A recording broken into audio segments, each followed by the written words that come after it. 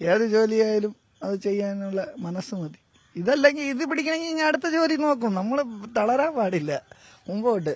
ദേശീയ പണിമുടക്ക് സജീവമായി തന്നെ സംസ്ഥാനത്ത് പുരോഗമിക്കുകയാണ്. തലസ്ഥാനത്ത് പക്ഷേ ഭാഗികമായി വാഹനങ്ങളൊക്കെ ഓടുന്നുണ്ട്. അതിനിടയിൽ ഒരു സ്വിഗ്ഗി തൊഴിലാളി എന്നോടൊപ്പം ചേരുന്നു. മറ്റാരുമല്ല, യദു.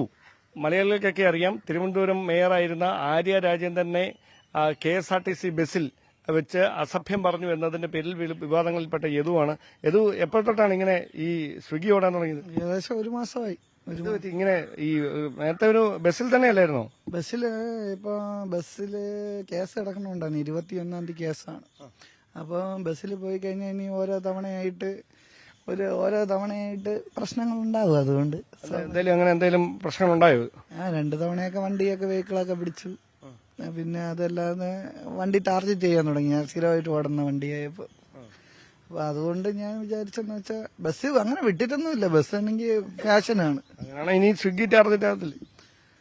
സ്വിഗ്ഗി ഇപ്പൊ നിങ്ങൾ ഇങ്ങനെ എടുത്തോണ്ട് ടാർഗറ്റ് ആവാൻ സാധ്യതയുണ്ട്. അത് നിങ്ങൾ എടുത്തോണ്ട് ഇനി ടാർഗറ്റ് ആവും. വേറെ ആരും അധികം നീരാളിപ്പിടുത്തം പോലെ നിങ്ങളെ ഇങ്ങനെ പിന്തുടരുകയാണോ ഈ പ്രശ്നം? അത് ഇപ്പം പിന്തുടരുകയാണോ എന്ന് ചോദിച്ചു കഴിഞ്ഞാൽ അതെനിക്കറിയത്തില്ല. ഞാനൊരു തെറ്റും ചെയ്യാതെയാണ് ഈ കേട്ടതും പ്രശ്നങ്ങളുണ്ടായതൊക്കെ.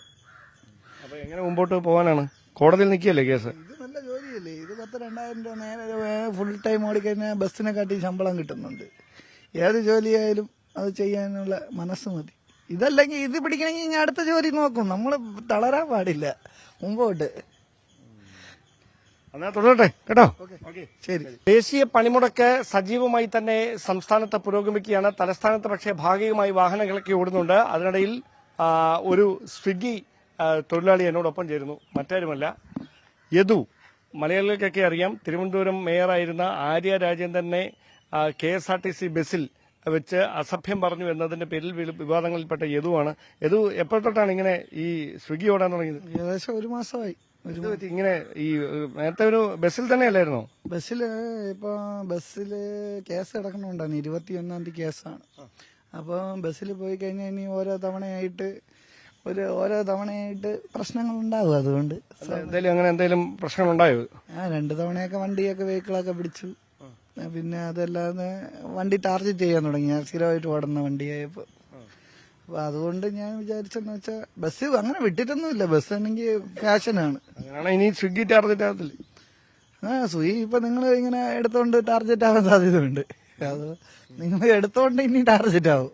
വേറെ ആരും അധികം നീരാളിപ്പിടുത്തം പോലെ നിങ്ങളെ ഇങ്ങനെ പിന്തുടരുകയാണോ ഈ പ്രശ്നം? അത് ഇപ്പം പിന്തുടരുകയാണോ എന്ന് ചോദിച്ചു കഴിഞ്ഞാൽ അതെനിക്കറിയത്തില്ല. ഞാനൊരു തെറ്റും ചെയ്യാതെയാണ് ഈ കേട്ടതും പ്രശ്നങ്ങളുണ്ടായതൊക്കെ. അപ്പൊ എങ്ങനെ മുമ്പോട്ട് പോകാനാണ്?